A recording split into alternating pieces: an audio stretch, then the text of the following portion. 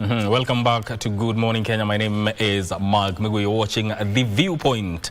I want us to take a look at something different. We're talking about the merits and demerits of the Senate Tobacco Bill of 2024, which seeks to regulate things to do with tobacco products, especially, and curb the use of tobacco and nicotine amongst the youth. That bill is in the Senate and it has generated a lot of views from Kenyans. And for that conversation in studio, on my far left, I'm joined by Mwaura Kabata, who is the Vice Chair, Law Society of Kenya. Karibu sana to the program. Asante. And also Dr. Michael Kariuki, who is the Secgen Harm Reduction Society of Kenya. Karibu sana to the program. Thank you. Indeed. But before we get into that conversation, I want to take 2 minutes to take you through what is making headlines in our local dailies. And I will start with the Daily Nation. SHA, more pay, less benefits. This is what is captured on the front page of the Daily Nation. Cancer patients suffer the pain of inadequate cover. 1 year after the launch of the Social Health Authority, which is funded by hefty statutory deductions on workers' incomes, cancer patients are demanding a better oncology package, saying the current scheme is insufficient. Many say they are forced to pay out of pocket for life-saving care, and those unable to pay have had to abandon treatment after exhausting their cover. That story is told on page 4 of the Daily Nation. Not our heroes. That is what is captured on the front page of the Standard newspaper. Kenya's national honors, once a badge of integrity and service, are now marred in controversy. A new shortlist of 60 nominees for state awards has triggered outrage after it emerged that several contenders, among them MPs and senators once accused of corruption, hate speech and fraud, and even murder, are being considered for top decorations. Critics warn that the system meant to celebrate patriotism and heroism risks being reduced to reward a scheme for the politically connected. That story is told on page 4 of the Standard. And finally, at least 4 billion in compensation remains unpaid to landowners. Fresh land payout scandal hits mega Ketraco projects. That story is told on page 4 and 5 of the Star newspaper. That is what is captured on our local dailies. And now I want us to get into our morning conversation. We are talking about regulating tobacco and nicotine products. If I may start with you, Mwaura, what is this tobacco amendment bill, and what is it seeking to achieve? What new thing is it bringing? Thank you so much. From the onset, you'll understand that technology moves so fast. Yes. And innovation usually disrupts sectors or industry sectors. What happened with the previous regulation in tobacco usage in Kenya under the 2007 framework, yes, sort of was surpassed by technology with the introduction of new tobacco end user products, such as nicotine patches, in Kenya electronic systems of nicotine usage, yes, such as vapes. And even what we used to, but what used to be commonly referred to as the velo. Yeah. You know, the tobacco packs that you insert underneath your tongue. What the Senate bill intends to achieve, which I think, if applied properly, would be of benefit to our country, is to address the challenges that come without regulation on these new areas of tobacco usage. Yes. Also, additionally, to inform an infrastructure where these new systems of nicotine usage will protect a younger bracket of Kenyans who are now coming into, or rather getting into the ambit of persons who consume these products. Yes. So, in my own estimation, I think it's a good bill if the issues that we were raising are addressed sufficiently. Yes. Indeed. Yes. Daktari, you know, the bill now seeks to regulate these products, as Mr. Maura has put it, within the industry. We're talking about vapes and nicotine pouches. From your perspective, do you think we need such a law in the country? Yeah, thank you very much. Indeed, it's high time that we have this law. Because if you look at the tobacco regulation, all the way from 2004, when Kenya enacted the WHO's Framework Convention for Tobacco Control, and later we came in 2007 with the Tobacco Control Act. So much has changed. Technology has evolved. We have newer products, and indeed those new products need regulation. And the whole purpose of regulation is to protect consumers, and more so to protect our youth and children. So indeed we need this law. So comparatively, this bill and the framework of 2007, the framework of 2007 did not anticipate the new products within the tobacco industry that we have now.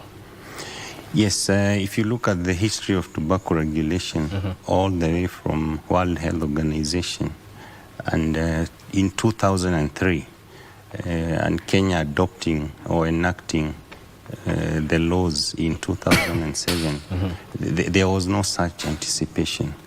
And I'll give you a brief history. Yes. The first e-cigarette product came to be in 2003. When this Framework Convention for Tobacco Control was being enacted. Yes. And so much has changed. And this first product was developed in China by a Chinese pharmacist who actually wanted to quit smoking. Yeah. And he came up with the product. And since then, so much has changed. And that's why we need this law to regulate these products. Indeed. You know, the Law Society of Kenya has been very keen on this bill. Why is it so? Typically, and straightforward as an answer will be, the law under Section 4 of the Law Society of Kenya Act anchors the Law Society as a key player in protecting members of public and offering legislative as well as legal interventions to members of the public on matters that touch on public affairs, including to advise government and courts on matters that are incidental to the law. And so part of the issue that we have raised so far is the legislative framework that needs to be adhered to in terms of this new tobacco control amendment bill in the Senate.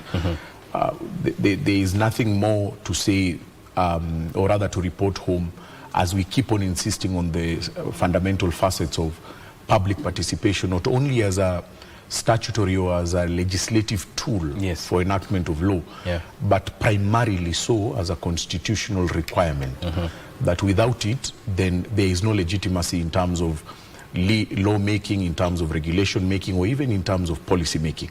So if we make sense to the Senate or any other arm of government that is statutorily or constitutionally mandated to make laws, then we have to keep on insisting on the fundamental aspect under our Article 10 of the Constitution on our national values and principles of governance, including in legislative making, that the views of those who are affected by policy, by law, by regulation must be taken into account, not in terms of ticking a box and saying, I asked you. It is not what was referred to as consultation without consensus. In fact, it goes hand in hand. It is consultation with consensus. You have to consider what I am telling you. It's not a PR exercise. Nonetheless, as I finalize, we, as the Law Society of Kenya, also are a key stakeholder in what we call the tobacco industry. Under the Tobacco Control Act, the Law Society has a key stake in the board, in the tobacco board. And so we have a representative in the board who addresses our issues. And so from that framework, we get feedback on areas of overlap or areas that had a mishap in the legislative framework formulation. This is one of those moments, but there have been several others, including in the NACADA policy, including in many bills that come to the National Assembly as well as the Senate. But we implore both houses each time to always attempt to embrace these constitutional mandates. Yes. Have you presented your views as LSK to the Senate regarding the bill? No, we have not. What we say, the reason why we have not presented is the short time that was put in the presentation of the memoranda. Nonetheless, we were never served with this notice intentionally. From where I sit, probably it was inadvertent or it was accidental, but sometimes, in many times that we have handled matters of legislative formulation where big industries involved, we usually find ourselves being isolated, which is quite unfortunate. Yes. Okay, all right. You know, Dr. You're from the Harm Reduction Society of Kenya. And looking at this bill, do you think it focuses more on the demand and supply aspect as opposed to harm reduction strategies? Yes, let me start by saying that if you get it wrong from the beginning, it will always be wrong. When World Health Organization came up with the Framework Convention for Tobacco Control, it clearly defined what tobacco control is, which is a range of supply, demand, and harm reduction strategies, as you've rightfully put. And all these aspects are aimed at protecting the people from the harms of tobacco. And when Kenya enacted the Tobacco Control Act, which was actually a direct lift from the Framework Convention of WHO, the definition of tobacco control was omitted. And that is an issue as Harm Reduction Society that we have been trying to raise, that we need to define tobacco control as defined by WHO's Framework Convention for Tobacco Control, so that now on the drawing board we ask, what are these harm reduction strategies that WHO had envisioned from the word go, and how best can we use all available evidence pertaining to harm reduction, which principally has two pillars, harm minimization and scientific evidence. And that is what we have been trying to say as a society, that we need to go back and redefine tobacco control as clearly defined by WHO and ask ourselves, what are these harm reduction strategies, which we have been saying that quite a number of them have been omitted. There is a lot of focus, as you rightfully put, on the demand and supply, but we are doing very little to assist tobacco smokers quit. And even all the measures that have been put in place, we are seeing an increase in tobacco use. And to put into perspective, the tobacco initiation age in this country, as per NACADA, is 6 years. So that tells you that there is something going on. And 80% of tobacco users are in low and middle income countries. And Kenya is one of them. And the question is, why is this happening despite all these measures? And we feel that the component of harm reduction has been omitted. Indeed. Mr. Mwaura, you know, I came across an article you had published in one of local dailies talking about the legal missteps that could undermine this bill. And one of the things that you have mentioned is lack of public participation, especially when it comes to key legal issues that may undermine the bill. What are these issues? And also, regarding the aspect of presenting your views as LSK, do you plan on presenting them? Let me start by responding to the last question. Yes. Of course we do. Once the Senate hears us out, and we will be writing to the Speaker on the same. He is also our member of the Law Society. We hope that his ear will be open to us. The main issues that I was raising in the legal framework around the amendment to the Tobacco Control Act is, as a key constitutional facet, yes, I believe that public participation was not met in the committee stage. It is not a question as to ticking a box on, as I have earlier on alluded to, by saying that we did the call and we received a few stakeholders from importers, civil society, and of course the organizations such as where Daktari heads. Yes. It is primarily on those who will be affected generally by the amendment. And so since pertinent issues such as retail owners and other tobacco and nicotine business players were not consulted, including, as I have alluded, the Law Society of Kenya, yes, then there becomes a constitutional challenge in that law-making process. Now, instead of going to the end and challenging the whole law, we are asking the Senate to reconsider, to take back the bill for reconsideration in the committee so that they can actually do good where they went wrong. I think that is even what Daktari was alluding to. From the onset, I want it to be as clear as possible that we actually are supporting this kind of regulatory framework. yes, There are many usages to tobacco, or rather tobacco can be used in so many ways, including some that are even medicinal, but it should not primarily be focused on knee-jerking on technology and aspects of alternative to tobacco usage such as smoking.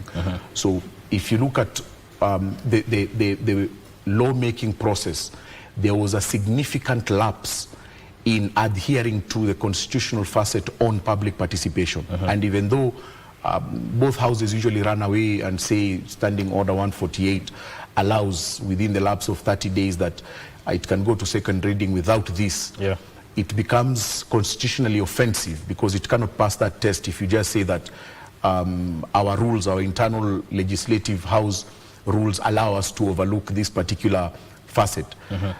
That requirement is so important because under our national hierarchy of laws, the Constitution is extremely higher than any other law. And so if the Constitution expects that the law-making process will adhere to certain facets, for instance, primarily what we are saying, public participation, it must not only be seen as being done, it has to be done. And when you're making the call for public participation at the committee stage, they ought to have involved a larger group of people who are affected or who will be affected by the amendments. There are certain issues that have come up even after the bill was reintroduced in the House on the October sessional paper of the Senate. New issues arose from the mover of the motion, which were not even considered in the committee stage. And so you see, we keep on running after a moving target. You need to expect law-making process has to be intentional. It has to be predictable. You cannot say today that we are dealing with rain and then tomorrow you say we are dealing with sun. We have to finish the aspect on what we discussed in the committee stage. So many laws have been struck down by the courts because of this particular issue, and that is the issue that we are trying to tell the Senate. Please don't go this direction so that we don't lose this very good baby. Yes. Indeed. Daktari, you also presented, your organization also presented views regarding this bill to the Senate regarding this bill. And what are some of the recommendations that you have that you think will make the bill better than it looks as at now? Yeah, thank you very much. One of the recommendations was the Tobacco Control Amendment Bill needs to define tobacco control as defined in WHO's Framework Convention of Tobacco Control. Number two, we must recognize, or rather we did present a view that we need to recognize the role of tobacco harm reduction and its pillars of harm minimization and scientific evidence. Number three, we did put it very well that we must look at the tobacco users and see how best can we assist them quit and at the same time protect our children and youth from these new products and the population. And of course, we did provide or rather recommend regulation, because we have done our own studies and seen that some of the products that are in the market have lethal doses of nicotine. And we did say that we need to regulate these products, and most importantly, bring in the aspect of harm reduction, because that is key to making sure that we reduce our smoking rates and protect our population. Indeed. You're talking about the aspect of regulating tobacco and nicotine use. That is the topic we are dealing with right here on Good Morning Kenya. We're going to take a very short break, and we shall continue with the conversation in just a short while.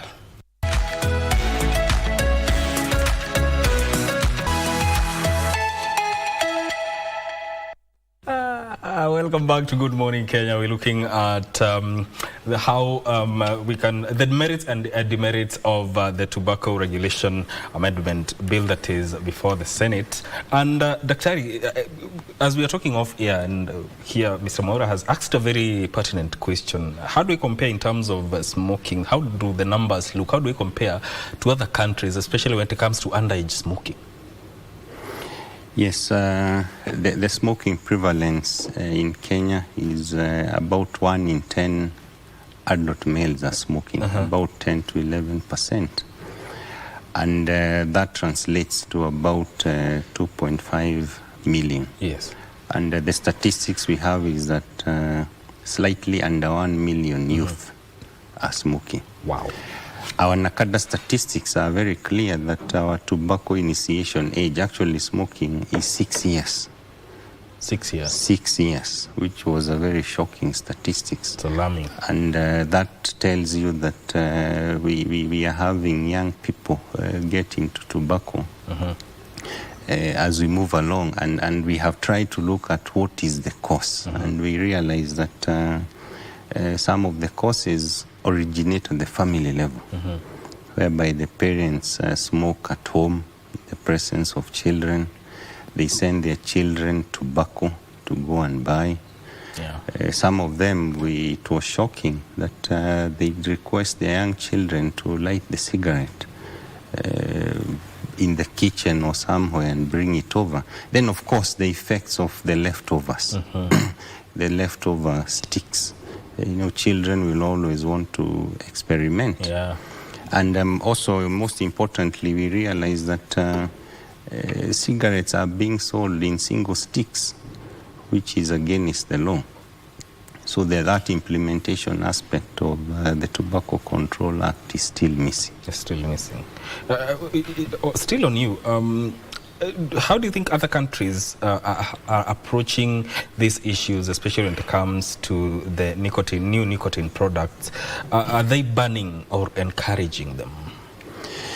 Yes, banning historically has never worked. If you look at history, when moonshine was banned in the U.S., yes, during the times of Al Capone, the American gangster, the industry flourished. Yes. The black market flourished. Yes. And until you have proper regulation that involves all the people on board, that you will be able to succeed. We saw in South Africa during COVID, they banned tobacco sales.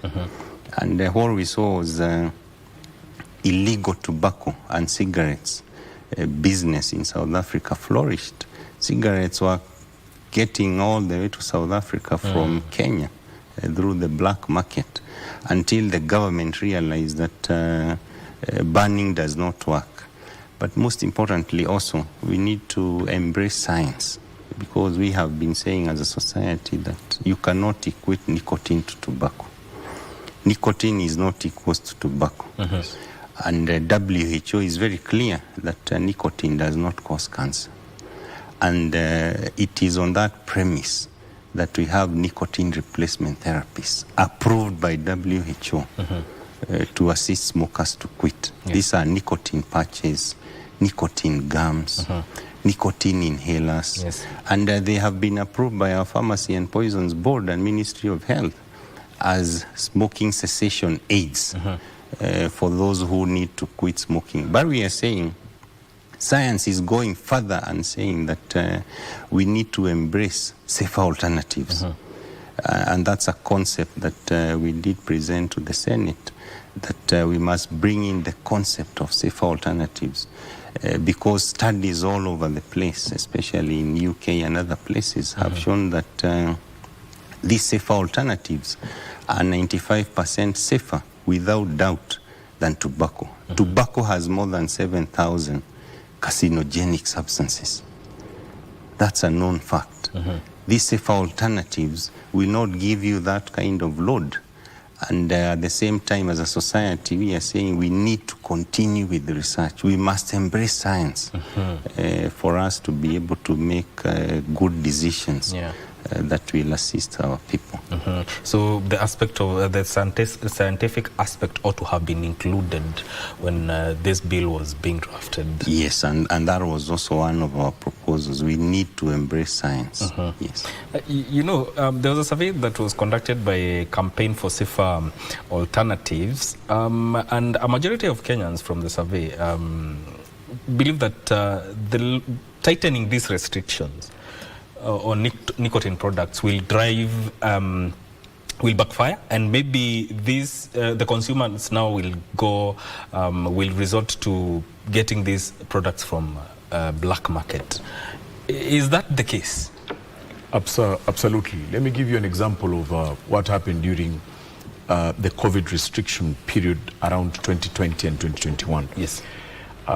If you are in the industry of what I call sin products, this is alcohol-regulated products, tobacco-regulated products, nicotine-regulated products, and any other product that is seen to be a luxury item. During the upsurge of COVID restrictions, the usage and the consumption of those products went high, including sugar products. And this is why, post-COVID, it is reported that there was a spike in diabetic, hypertensive conditions among middle-aged Kenyans and even across the world.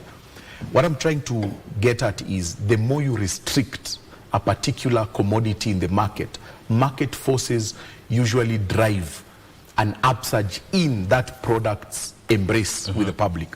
So the best way to actually improve sectoral industry sales is by placing these restrictions. Now, in fact, I am very happy that Daktari has given us a model out view of an empirical approach towards science, that we are doing well as compared to other countries in terms of adult tobacco and nicotine usage. He says we are about at 10 to 11. Yes. He has alluded off the cuff that there are other countries that are at 50%, which is really, really high. If you ask me, it means that for every one citizen you meet, there is a possibility that they smoke at a 0.5%, because 50% is like half of the population. If you look at every other industry where the government has placed restrictions, take a look at alcohol. And you see, I like even the way Daktari is saying, you have to make the distinction around tobacco and nicotine. They are not one and the same. You have to make a distinction between alcohol, regulated alcohol, unregulated alcohol, illicit alcohol. You see, there are different facets. And you can't place the term drugs with these commodities because that's a different regime altogether. If this is not addressed in the correct way that it's supposed to be addressed, it then means that as a key control pillar, the knee-jerk reaction will mean that younger Kenyans will be not only exposed, but interested in these restrictions and thus interested in these products. Now, we don't know whether those products will be what we are talking about, regulated products, what is within the industry's permissible limits, or are alternatives that are coming in through the back door, such as a black market, and it is big. I need, in fact, I would have wanted Daktari to comment about this, whether the industry in itself is bigger than the black market industry, which is unregulated. It is not regulated. So you may try to do something which is very good in an industry which is self-sustaining and forget that that industry only covers about 30 to 40% of what we have locally. So yes, there is a need to address the impending challenge that will come with illicit trade and counterfeit trade, whereas we intend to make, or rather there is an intent to make a very good law that will address these advancements in technology. So seemingly as the bill as is will worsen the situation. If the opinion and the commentary towards public participation are not taken into account, the Senate may be intentional in doing a good thing, but it will achieve a different result altogether, which is the fear that you're raising. Yes. Daktari, you know, some argue that some of these nicotine products are safer compared to the traditional cigarettes that we know. And we also have others who have very strong sentiments against the same. So from your perspective as a doctor, what can you say about that? Do we say that some of these, the new now nicotine products that we are talking about, are safer compared to whatever we know as traditional cigarettes? Yeah, before answering that, let me answer to the aspect of illicit trade for tobacco products. Yes. In 2020, Kenya ratified the protocol to eliminate illicit trade on tobacco products. As we speak now, about 50% of tobacco products in Kenya are illegal. They're in the black market, unregulated products. So it tells you that we still have a long way to go in as far as regulation is concerned. And that's our biggest fear. That's why we are finding products with very high lethal doses of nicotine that are outside the WHO standards for nicotine regulation. Coming back to your question, the key word is regulated safer alternatives. Regulated safer alternatives have been proven beyond doubt that they are safer. A lot of research has been done. They are safer than our traditional tobacco, and the scientific evidence is out there. And even as we speak right now, the United Kingdom adopted a policy whereby they are targeting their smokers in a campaign called Swap to Stop. And this is the UK government. And what they are essentially doing is telling the smokers, please enroll into a smoking cessation service near you. Then you swap your cigarettes for an electronic cigarette. And then we follow you up as a clinic and assist you quit your tobacco. Let me put into perspective. Yes. Tobacco is the only product that, if used as intended, will kill you. It is the only product that, if used as intended, will kill you. 50% of smokers will die out of tobacco-related illnesses. And tobacco is one of the biggest contributors of non-communicable diseases, and it is one of the easiest menace that we can be able to control by bringing in control measures and making sure that our people quit tobacco. And it is only through intentional, pragmatic, scientific practices that we can be able to do that. The Swap to Stop campaign in UK is doing very well. In Japan, electronic cigarettes are sold as prescription only. And we have very good measures in Japan as to how they control the electronic cigarettes. For example, some of the electronic cigarettes, you cannot ignite that electronic cigarette until you put in your fingerprint. They have biometrics. And that is very important because it protects children in case you leave your electronic cigarette on the table. A child will not be able to light it up. And those are some of the new innovations that we are saying. And there is no doubt that these safer alternatives, through a concept called risk continuum, are very much safer, without doubt, than our traditional tobacco. Indeed, and it has the bill has received pushback from even bar owners and other small-scale traders. But then again, there's a question of balancing societal realities and constitutional rights. How do we achieve that? This is not a moral question, if you'll ask me. It's not a moral question per se, because these are products that are regulated, meaning that they are legal products.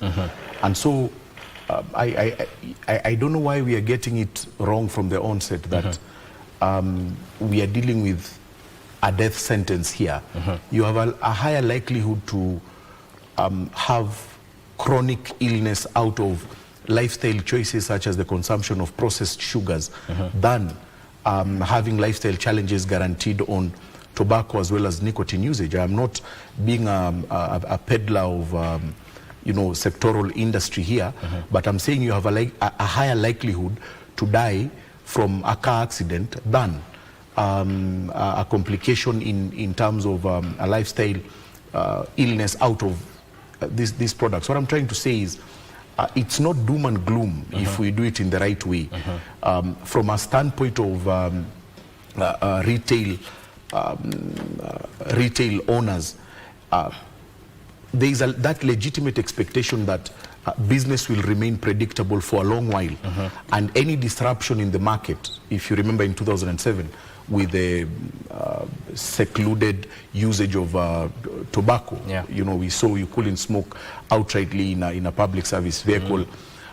Intentionally, the bill also introduces certain new aspects, such as what is in the NACADA policy, that you cannot sell in a retail fashion. You cannot sell in a moving automobile.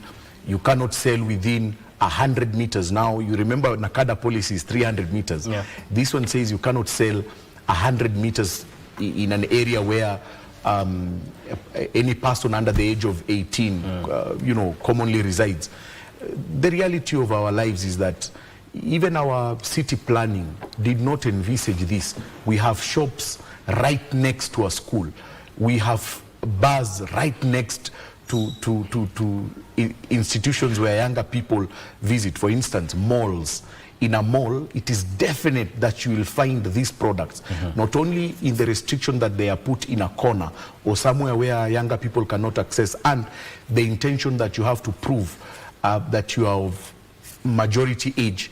I'm even happy probably that the NACADA policy was going to address the issue about 21 years. It increases it from 18 to 21 years. It's not possible under our own zoning structures, and it will not be practical. It will not be practical. That means that anywhere 100 meters, you cannot find these products. It means automatically that, for instance, in Nairobi, then you will have to buy these products, say, along the road that takes you to the airport, because then I'm not seeing any, institution or any residence where younger people may be found. So it is these practical challenges that we intend to address within the public participation forum that we are insisting on, because there will be, the law will have that provision, but it will not be enforced. There is no need to anchor any law that you do not intend to enforce or to see its fruition. And that is the communication that we want to make to the Senate. Yes. From your perspective, how can public participation be improved to ensure that health legislation is more inclusive and transparent, from your perspective? Yeah, from my perspective, public participation needs to be all-inclusive. And what I mean is that we need to get views from as many sectors and as many facets of the society to be able to gather all these views and put them into consideration and discuss, have an engagement and a consensus, as Wakili has said, so that it makes it even easier, so that once the law is passed, we don't have challenges in enforcement, because enforcement has been a very weak link in as far as enforcing the Tobacco Control Act is concerned. Wakili, looking at it from an economic perspective, Should the government provide some economic cushion to, say, traders who are affected by the bill? Should it pass as is? In developed countries, that will be an option for the government to cushion those who will be affected by the bill. But we know for sure that the disruption in the industry will not have any backup from government on those who have a legitimate expectation to make commercial ends or who have invested, even at a retail sense. For instance, at an importer's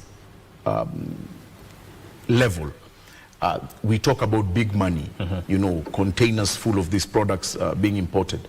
But from a retail perspective, the end chain retailer will suffer, and they are the majority, will suffer irreparable harm because government will not compensate them. It thus means that if the regulation comes, not only will their product, which they have already invested in, be at a peril, but even personally, it carries penal consequences, meaning that if you attempt to circumvent the law as it is, it carries hefty penal consequences, including hefty fines and prison terms. In fact, some of the proposals carry both. They say a penalty as well as a term in prison. So for the retailers, if no one was going to speak for them, they are doomed. If they do, they are damned if they don't. Yes. Now, I'm going to ask this question to both of you. What do you think should be the way forward for this bill? Yes, let me say that as Harm Reduction Society, we are very clear that we need to strike a balance between legislation and human health, because human health is precious. And we need to do as much as we can to protect our population and also assist the consumers of tobacco from these harmful effects and see how best can they be assisted to quit. So from our perspective as a society, we are saying that we need a more public participatory approach. We need to consider science. We need to bring in the concept of harm reduction into the Tobacco Control Amendment Bill and clearly define what are these strategies. And not just define, but also implement.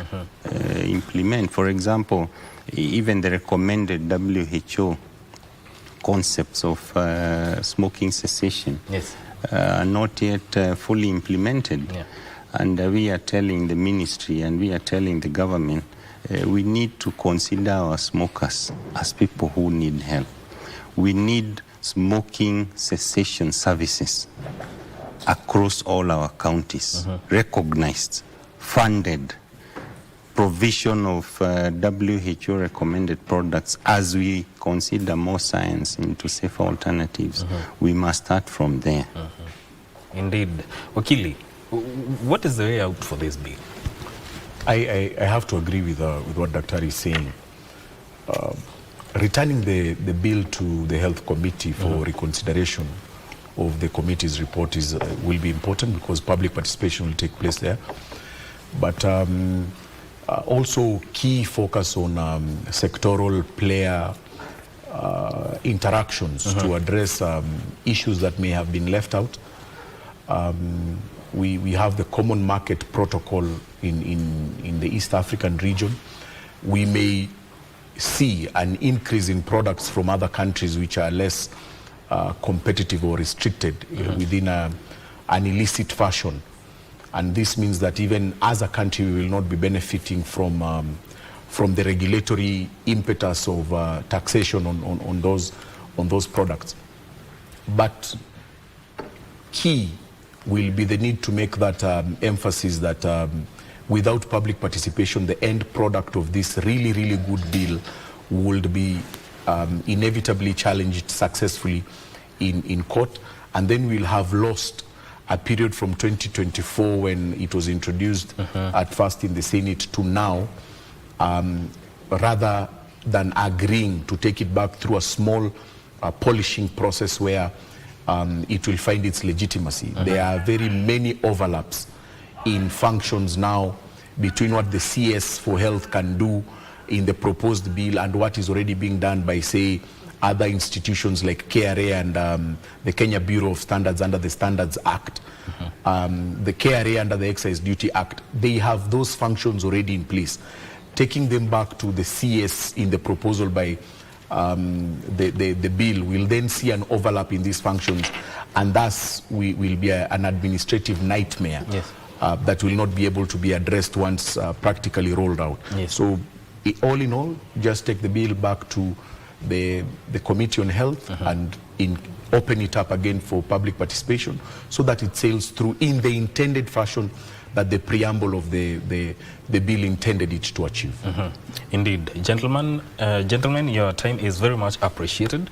That is Dr. Michael Kariuki, who is the Sec-Gen of Harm Reduction Society of Kenya, and Wakili Mwaura Kabata, who is the Vice Chair of Law Society of Kenya, speaking to us about regulating tobacco and nicotine products, the proposals within the Tobacco Control Bill of 2024. This is where we end this conversation. My name is Mike Migwe, but I want to take you to KICC, where Ray Manyara is on standby, and the COMESA Summit